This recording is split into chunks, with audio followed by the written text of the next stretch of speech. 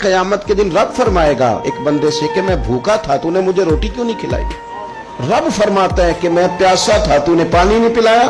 कपड़े लेके तू आया ही नहीं, मुझे कपड़े पहनाने चाहिए थे। तो बंदा अर्ज करेगा मालिक तू खाने से, पीने से, पहनने से पाक है। तो रब फरमाएगा वो जो तेरे पड़ोस में बंदा भूखा था तो बंदा तो मेरा ही था ना। वो जो तेरे जानने वालों में आदमी प्यासा था तो वो था तो मेरा ही बंदा। भाई गौर करेंगे आप बात पर, आप हुकूकुल इबाद का जो मसला है ना उसको आप समझें।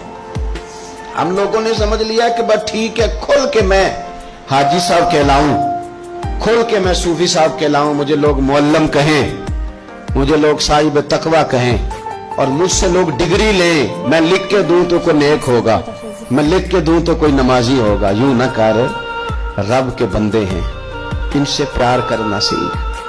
अल्लाह की मखलूक के बारे में अपना रवैया